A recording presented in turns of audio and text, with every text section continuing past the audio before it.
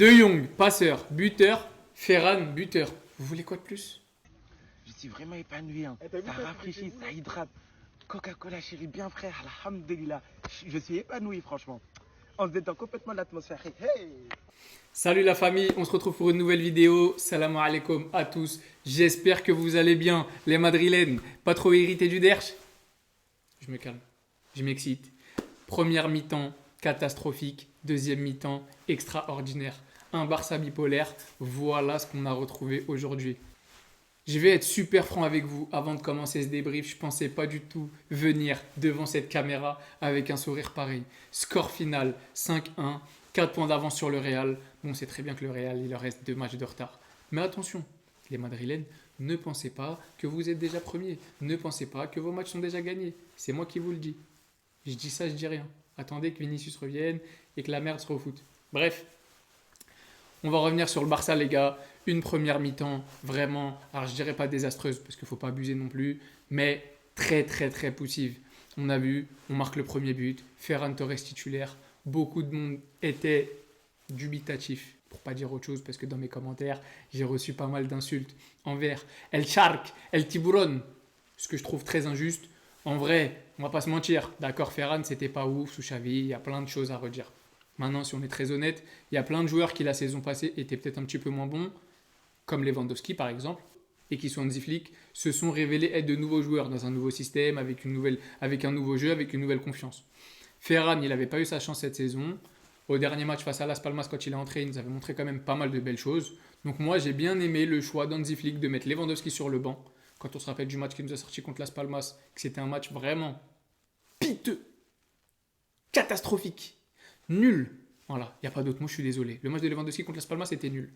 J'ai aimé le fait que Hansi Flick, je ne sais pas si c'est pour cette raison-là, mais si c'est pour le punir un petit peu ou pour lui montrer qu'il y a de la concurrence ou si c'était juste pour le laisser se reposer. En tout cas, aujourd'hui, on a vu il n'est pas rentré. On a eu Ferran Torres titulaire. On a eu Pau Victor qui est rentré. Coaching payant. Pau Victor qui régale. Ferran Torres qui nous fait un match. Ferran Torres. Il marque quand même le petit but à la mi-temps. Score final 5-1. À la mi-temps 1-1. Comme je vous ai dit, on a eu un Barça vraiment avec deux visages. Donc en première mi-temps, on a eu Mayer qui a poussé, qui a profité à de nombreuses reprises du piège du hors-jeu, qui a profité de beaucoup d'espace. D'ailleurs sur le but, beIN Sport, c'est possible d'avoir un petit peu les replays? Que nous, chez nous, on puisse être un petit peu investi. Oh, il y a hors-jeu, il n'y a pas hors-jeu, tracer des lignes. Je suis derrière mon écran, je ne sais même pas s'il y a hors-jeu, je ne comprends pas ce qui se passe. Tu as 3 joueurs qui peuvent être hors-jeu, on ne te montre pas l'action, on te montre le but est validé. Je sais pas. Voilà, bref, c'est petit aparté, mais s'il y a moyen de nous faire participer, bah c'est pas haram. En deuxième mi-temps, je pense qu'Hansi Flick a parlé allemand dans le vestiaire. La langue de ses ancêtres. La langue du tonton. Il a réveillé tout le monde. J'espère qu'il a filé 2-3 baffes. Et alors là, le retour d'un Lamine Yamal en grande forme. Le retour d'un Rafinha buteur. Le retour d'un Dani Olmo. Le retour de Koundé. Baldé. Je m'arrête sur Baldé. Aujourd'hui, j'ai vu la lumière. Aujourd'hui, Baldé a fait des centres, les gars. Attendez, je répète. Aujourd'hui, Baldé a fait des centres, les gars. Alors, je m'enflamme pas, c'est toujours pas Jordi Alba, mais j'ai tendance à remarquer sur les derniers matchs, alors il y en a très peu qui passent, parce que souvent c'est des centres contrés, parce qu'il part de son côté gauche. Et ces centres, c'est toujours la même chose. Il est en face à face avec son défenseur, il prend de vitesse sur son côté gauche, il centre. 90% du temps, c'est des centres contrés. Ça reste à travailler. Mais on a un Baldé qui dédouble beaucoup plus, qui rentre plus du tout sur son pied droit quasiment, chose qu'il faisait systématiquement sous Xavi. Et on a un Baldé qui centre. Et on a vu des petits centres intéressants. Et j'ai l'impression que sous Hansi Flick, c'est quelque chose qui travaille. Et alors si c'est le cas, là on commence à parler football. Si on commence à avoir un Baldé qui assure défensivement, parce qu'aujourd'hui il a assuré vraiment comme un chef, et qu'en parallèle de ça, on a un Baldé qui se met à avoir un apport offensif par le centre et par la passe, qu'il arrête ses diagonales de fou pour toujours rentrer dans l'axe alors qu'il n'a pas de pied droit, mais on va voir, là, on peut parler potentiellement d'un des meilleurs joueurs à son poste. Donc je fais une petite parenthèse parce que Baldé, c'est vrai que je l'ai énormément critiqué, surtout sur sa qualité de centre, surtout sur le fait qu'il rentrait toujours sur son pied droit. Aujourd'hui, son match, il m'a régalé. Inigo Martinez, Koubarsi, comme d'habitude les gars, j'ai l'impression qu'en fait, je crois que je vais vous couper un extrait de toutes mes vidéos YouTube. Je vais en prendre juste une seule et je dis toujours la même chose. Inigo Martinez Cubarsi, patron. Inigo Martinez Cubarsi, génial. Inigo Martinez Cubarsi, c'est les meilleurs. Inigo, c'est... Je suis à court de mots. Voilà, j'ai du vocabulaire, je lis des livres. Je suis à court de mots pour vous parler de ces deux hommes. Ils nous sortent toujours des matchs phénoménaux. Cette doublette, voilà, elle me déçoit jamais. Elle me déçoit jamais. Donc je ne peux pas vous dire autre chose. Là, en ce moment, je suis à court d'inspiration. Voilà, sur cette vidéo, je ne sais pas quoi vous dire. De l'autre côté, pardon, on a Koundé. Koundé, aujourd'hui, il y en a beaucoup qui le critiquent. Il y en a beaucoup qui le critiquent, qui disent que depuis son interview avec Tchouaméni, Koundé est plus haut niveau. Bon les gars, calmez-vous. Koundé, ça reste un patron. Koundé, défensivement, ça reste l'un des meilleurs à son poste. Offensivement, voilà. Ces derniers temps, je le trouve un petit peu plus reculé. Mais en même temps, est-ce que c'est pas le Barça qui fait ça? En ce moment, on se retrouve à subir un peu plus. Donc forcément, on a le droit d'avoir un Koundé défenseur et beaucoup moins un Koundé qui dédouble sur le couloir avec Lamine. Donc aujourd'hui, il ne nous fait pas du tout un match catastrophique. Loin de là, il sort un moyen bon match. Voilà, je vais être franc avec vous. Moi, Koundé, aujourd'hui, il m'a pas fait tomber sous le charme de son match aujourd'hui. C'est peut-être même le moins bon des défenseurs, honnêtement. Si je prends Cubarsi, si je prends Inigo, si je prends Baldé, Koundé aujourd'hui serait le moins bon. Après, voilà, je ne vais pas du tout m'attarder sur lui. On gagne 5-1. Il est responsable d'aucun but. Il fait son match globalement dans la globalité. Il est là au duel. Bon, il y a 2-3 fois où son positionnement, j'ai pas trop kiffé. Mais voilà, on va pas s'attarder là-dessus. On va revenir à l'attaque. Pas de Lewandowski. Lamine Yamal de retour titulaire. Rafinha, toujours titulaire parce que Rafinha, voilà. Rafinha, c'est le seul joueur que je ne veux pas voir au repos. Je pense qu'il n'en a pas besoin. Je pense qu'il a besoin de rythme. Je pense qu'il a besoin de toujours jouer ce mec-là. 15 buts, 10 passes D. Est-ce que vous savez aujourd'hui, dans le monde, il y a qu'un joueur qui s'approche de ces stats-là en termes d'équilibre, buts et passes décisives. Il s'appelle Mohamed Salah. Je crois qu'en plus, Rafinha est devant lui. De tête, je vous dis pas de bêtises. Salah, il est à 14 buts, 10 passes D. Rafinha, 15 buts aujourd'hui, 10 passes D. 25 goals assist. C'est phénoménal. Alors, je le répéterai toujours, voilà. Petit pic, parce que j'ai beaucoup cru en lui. Rappelez-vous, derrière vos écrans, que vous qui supportez le Barça pour certains, et même ceux qui ne supportaient pas le Barça, vous l'avez insulté, vous l'avez critiqué, vous l'avez discrédité, vous l'avez humilié. J'ai qu'une chose à dire, Rafinha, je ne sais pas si tu parles français, je ne sais pas comment on le dit en portugais, je t'aime, je t'aime. Et n'enlève jamais tes tresses. C'est tout, n'enlève jamais tes tresses. Depuis ce fameux jour où Rafinha a décidé de se tresser les cheveux et de venir avec la coupe à Sean Paul, il est prétendant au Ballon d'Or. Ah là, je vous le dis, je ne suis pas en train de vous dire qu'il va gagner le Ballon d'Or. Je ne suis pas en train de vous dire que c'est sûr que... Ah là, on sait très bien. Ça se trouve, on fait saison blanche et il ne sera même pas dans le top 10. Et tout ce que j'ai à vous dire, c'est que cette saison, Rafinha, son début de saison, les statistiques et l'apport qu'il a dans le jeu, si on arrête la saison tout de suite, il est top 5, top 3 pour le Ballon d'Or. Après, ça reste que mon avis. En attaque, on a eu Ferran Torres. En fait, c'est compliqué de défendre Ferran Torres. Vous savez que je suis le dernier à le défendre. Je vois personne d'autre, aucun Barcelonais, défendre Ferran. Moi, je persiste, ce joueur, c'est un joueur en lequel je vois de grosses qualités. Je vois ses qualités d'appel. Je vois également, comme je les voyais pour Rafinha la saison passée, la saison d'avant, quand tout le monde le critiquait, un gros travail défensif, c'est-à-dire qu'il a un très gros volume de jeu. Je sais, vous me direz, on s'en fout. But. C'est ça qu'on veut d'un attaquant, non? Non, c'est plus assez maintenant. Ça doit faire des feintes frappes, ça doit faire des virgules. Je suis d'accord avec vous, il n'y a pas de souci. Mais aujourd'hui, il marque. Ah oui, le but, il est donné par la défense de Majorque, mais aujourd'hui, il marque. Qu'est-ce qu'on va lui reprocher? Un peu de manque de technique. C'est vrai qu'aujourd'hui, il a raté pas mal de choses. Il s'est retrouvé dans des situations de face à face. Il rate ses contrôles. Bon, son match est compliqué. Mais ce que vous appliquez pour d'autres joueurs, appliquez-le pour Ferran. Rappelez-vous qu'il revient de blessure. Rappelez-vous qu'il manque de temps de jeu, lui aussi. Ah, je ne dis pas qu'on doit le mettre titulaire. Je dis juste pour certains joueurs, à part Gérard Martin, laissez-leur juste leur chance. De la même manière que pour Frenkie de Jong, de la même manière que pour Gavi, de la même manière que pour Araujo quand il reviendra, je vous rappellerai toujours qu'un joueur qui revient de blessure reste un joueur en manque de temps de jeu, reste un joueur en manque de confiance. Et comme je vous l'ai dit dans la dernière vidéo, n'oubliez pas, ça reste des humains avant tout. On parle de joueurs qui se font critiquer 24 heures sur 24, surtout pour des joueurs comme Ferran ou comme De Jong. qui se mangent sur les réseaux sociaux, mais alors une avalanche de critiques, c'est compliqué dans la tête. C'est pas facile. Ça reste des humains, ils ont besoin de confiance, ils ont besoin d'amour, ils ont besoin que leurs supporters soient derrière eux. Après, je suis d'accord. Forcément, au bout d'un moment, il y a un point de non-retour quand les performances ne suivent pas. Maintenant, on est dans une nouvelle saison, sous un nouveau coach, dans un nouveau système. Je vous demande juste de lui laisser une chance cette saison. S'il est mauvais, moi le premier, croyez-moi, je vous assure, je vous le jure, je vous regarde les yeux dans les yeux. Si Ferran n'est pas bon cette saison, je demanderai son départ personnellement. Sur toutes mes vidéos, je demanderai son départ.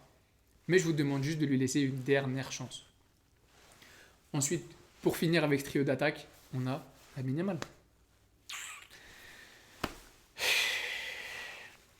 Je suis content, je suis triste, je vous explique. Lamine Yamal n'a pas joué à cause de ses blessures lors des 2 derniers matchs avant Las Palmas. Face à Las Palmas, il revient à la mi-temps. Je me suis battu avec tout Internet pour dire que le Barça n'est pas dépendant de Lamine Yamal. Et je le pense. Sincèrement, c'est pas pour faire le mec différent, c'est pas pour les caméras. Je pense sincèrement qu'on n'est pas dépendant. Par contre, soyez nuancés s'il vous plaît les gars. Je suis pas bête. Je suis pas en train de vous dire que le Barça est meilleur sans Lamine Yamal. Je suis pas en train de vous dire que je serais prêt à me couper un petit doigt pour que Lamine Yamal soit là lors d'une finale de Ligue des Champions. C'est un joueur, j'ai pas envie de me passer but dans mon équipe. Mais parler d'une dépendance parce qu'on n'a pas gagné pendant 2 matchs dans un contexte très particulier où un match on se retrouve à faire un turnover de fou. Je sais plus c'était contre qui la première défaite qu'on a eue. L'autre match où face à la Real Sociedad, en vrai on se fait littéralement éteindre parce que la Real Sociedad était meilleure. Et je reste persuadé intimement que si Lamine Yamal avait été présent, on n'aurait pas gagné le match quand même si le match s'était déroulé de la même manière, vu comment la Real Sociedad jouait. Mais aujourd'hui, la réalité du match me donne tort. Je suis grand, je suis mature, je suis raisonnable. Oui, aujourd'hui, ceux qui parlent d'une dépendance Lamine Yamal, je peux vous comprendre. Parce que clairement, c'est un joueur qui a un talent tellement énorme que même dans un mauvais match, même blessé, même avec une diarrhée, à tout moment, il t'envoie un extérieur du pied. Vous l'avez vu son extérieur. On va déposer, on va mettre copyright, Lamine Yamal. On oublie Modric, on oublie Quaresma, on oublie les extérieurs de Vinicius. Il est en train de déposer son extérieur du pied gauche. Les 3 doigts. Comme dit Omar. D'ailleurs, qui nous a manqué aujourd'hui, désolé, mais bref, je vais pas m'étendre sur les commentateurs d'aujourd'hui, mais on préfère Omar Benjamin da Silva, je vais pas vous mentir. Mais Lamine Yamal, 2 fois aujourd'hui. Passeur sur le but de Rafinha avec un extérieur venu de nulle part, venu d'ailleurs. Et passeur, avant-dernier passeur, pardon, sur le but, quand Pau Victor prend le défenseur de vitesse avec un petit extérieur après avoir dribblé le long de la ligne. Oui, Lamine Yamal, on peut se dire peut-être le Barça est dépendant de Lamine Yamal, peut-être que le Barça a besoin des fulgurances de Lamine Yamal, c'est une possibilité. En tout cas, pour être très honnête, sa première mi-temps, elle était très moyenne. Je commençais à réfléchir à mon débrief. Alors, vous avez vu, sans Lamine Yamal, avec Lamine Yamal, on peut quand même être nul. Bon, deuxième mi-temps, il m'a fermé ma bouche. Plus rien à dire. Impliqué sur 3 buts, impliqué sur le penalty, impliqué directement sur le but de Rafinha et impliqué sur le 4e but si je dis pas de bêtises. C'est un fait. Quand Lamine Yamal est en forme, le Barça est en forme. Quand Lamine Yamal n'est pas là, le Barça n'est pas bon. Ça, c'est un fait. Maintenant, moi, tout ce que je vous demande, c'est d'avoir un tout petit peu de nuance, de prendre un petit peu de contexte et d'analyser de temps en temps. Des fois, quand Lamine Yamal n'est pas là, oui, on souffre de son absence. Mais en fait, le vrai problème, le vrai réel problème pour moi, c'est pas l'absence de Lamine Yamal. C'est tout simplement que quand Lamine Yamal n'est pas là, il n'a pas de remplaçant. Donc en fait, c'est pas une dépendance de Lamine Yamal. C'est juste une carence de l'effectif où le Barça n'a pas d'ailier en dehors de Rafinha et de Lamine Yamal. Et cette absence-là, c'est cette absence qui pose problème au Barça. Pas celle de Lamine Yamal, mais tout simplement de ne pas avoir de réel remplaçant à ce poste capable de jouer le long d'une ligne et de faire des différences balles au pied directement. Mais bref, on jugera à la fin de la saison si le Barça est dépendant de Lamine Yamal. Assez parlé de l'attaque, on va parler du milieu de terrain. Je sais qu'aujourd'hui, j'ai fait un TikTok juste avant le match, j'ai dit qu'on allait les exterminer. Résultat des courses, 5-1. Mais pourquoi je vous ai dit ça? Parce qu'il faut qu'on parle d'un homme. La vraie dépendance du FC Barcelone. Marc Casado. Aujourd'hui, on retrouve le meilleur milieu de terrain du FC Barcelone, Casado Pedri. Quand je parle de milieu de terrain, bien évidemment, je ne parle pas de manière individuelle, mais de composition. Casado Pedri, les gars. Vous savez comment mon cœur il est apaisé quand je vois sur la composition d'équipe que Casado et Pedri sont titulaires. Aujourd'hui, on retrouve Dani Olmo, Casado, Pedri. On va commencer par le double pivot. Pedri, qui ne nous fait pas son meilleur match, mais franchement, très bon. Un bon Pedri. Du classique Pedri, on va dire. Parce qu'aujourd'hui, c'est devenu un peu un match basique pour lui, alors qu'il fait un bon match pour plein de milieux de terrain. Et Casado. Quand on retrouve les deux, les gars, je ne sais pas si vous avez remarqué, mais aujourd'hui, le Barça fonctionne avec 3 doublettes, pardon. On a Inigo Cubarsí en défense. On a Rafinha Lamine Yamal qu'on a vu aujourd'hui. Et on a Casado Pedri. Et en fait, Casado Pedri, comment vous expliquer? Aujourd'hui, quand je vois le match de Casado, j'ai qu'une seule sensation, j'ai qu'un seul sentiment, c'est du regret. Le regret d'avoir passé une saison entière la saison dernière avec Christensen au poste de 6. Avec Roméo au poste de 6. Ce mec-là qui jouait en B. Et aujourd'hui, on le voit, il est en train de faire partie des meilleurs milieux d'Europe. L'un des meilleurs milieux du Barça. Donc soyons clairs. Pedri, Casado, comme toujours, ça bouge pas. C'est vraiment le top. Vraiment, Haja le top. Vraiment, vraiment, vraiment. Et puis on a Dani Olmo. Dani Olmo qui nous régale. Alors moi, je vais être honnête avec vous. Concernant Dani Olmo, moi, je m'en fous. Dani Olmo, ce que j'ai attendu, c'est qu'il me fasse des contrôles orientés. Oui, je suis un bandeur aujourd'hui, il n'y a pas de souci. Mais en fait, Dani Olmo, au poste de numéro 10, si vous faites bien attention, ce joueur n'a pas de marche arrière. Tout ce qu'il fait, c'est dans le sens du jeu. Dani Olmo, une prise de balle vers l'avant. Dani Olmo, un contrôle orienté, même pris par 2 joueurs, ça passe. Dani Olmo, c'est tunnel vision. Il voit que, un angle de vue limité. Il a des œillères. Il voit pas ce qui se passe à droite. Il voit pas ce qui se passe à gauche. Il voit surtout pas ce qui se passe derrière lui. Il voit que ce qui se passe devant. Et on peut le voir. Aujourd'hui, Dani Olmo, il nous envoie une magnifique passe sur Lamine Yamal pour provoquer le penalty. Il revient de blessure, parce que pour ceux qui se demandaient pourquoi Dani Olmo n'avait pas joué le match précédent, etc., en vrai, c'est tout simplement parce qu'il n'était pas au top. Voilà, prendre difficile à le laisser sur le banc. Aujourd'hui, il nous régale. Aujourd'hui, il nous fait plaisir. On a eu un bon milieu de terrain. Dani Olmo qui aura été, entre guillemets, décisif par sa passe pour provoquer le penalty. Je pense qu'aujourd'hui, on est sur la meilleure version possible au milieu de terrain au vu de l'effectif et de la forme des joueurs. Pedri, Casado, Dani Olmo. Pour l'instant, ces joueurs doivent être les titulaires indiscutables à leur poste. Ça peut évoluer au cours de la saison. Si Gavi revient à son meilleur niveau, pareil pour De Jong, à voir pour Fermin. Mais pour moi, c'est là-dessus qu'on doit partir et sur personne d'autre. Après, on peut parler légèrement des remplaçants. Pau Victor. J'allais dire Ferran Torres. Frenkie de Jong, pardon. Qui nous font de très bonnes entrées. Comme quoi, quand je vous dis qu'avec de l'amour, on obtient de belles choses, on obtient quand même aujourd'hui 2 buts et une passe D de Pau Victor et de Frenkie de Jong cumulés. Et honnêtement, ça fait du bien, ça fait plaisir de voir un De Jong qui s'épanouit, de voir un De Jong souriant. Ça fait plaisir de voir une équipe qui gagne. Donc même si à la mi-temps c'était un petit peu compliqué, on était sur du 1-1, on était sur un match pas sûr de gagner, on se retrouve avec une magnifique victoire. On se retrouve avec de l'avance en championnat. Même si voilà, on va attendre les matchs du Real pour en dire plus. Aujourd'hui, j'ai pris du plaisir devant cette deuxième mi-temps. Mais vraiment, beaucoup, beaucoup de plaisir. C'était un kiff de voir Lamine Yamal être aussi décisif pour son retour de blessure. De voir Rafinha continuer à gonfler ses statistiques. De voir un milieu de terrain qui tourne. De voir une défense qui tourne bien. Même si en première mi-temps, c'était plus compliqué. À la fin, 5-1, que demande le peuple. Donc les gars, j'espère que vous avez kiffé votre tête devant le match pour les Barcelonais. J'espère que les Madrilènes, vous avez bien chialé derrière vos écrans pour tous les haineux du FC Barcelone. J'espère que vous avez aimé le débrief. Vous savez, les débriefs, ils peuvent poster à tout moment. Ils peuvent être postés à tout moment. Si vous ne mettez pas la cloche, vous n'aurez pas la notif. Si vous n'avez pas la notif, vous ne verrez pas dans les premiers. Donc les gars, je compte sur vous. Ça me donne un maximum de force. Vraiment, vraiment. On se lance vraiment sérieusement sur YouTube. J'aime vraiment ce que je fais. Donc vous n'hésitez pas à me dire en commentaire ce que vous en pensez. Vous n'hésitez pas à mettre même vos avis les plus méchants. Je rigole avec vous. Mais n'hésitez pas à me dire s'il y a des choses que vous pensez que je dois améliorer, etc. N'hésitez pas à me dire s'il y a des choses que vous voulez que je mette dans les futurs débriefs. Vous inquiétez pas. Comme je l'ai dit, pour l'instant, c'est le début. On fait tout pour s'améliorer avec l'équipe de monteurs.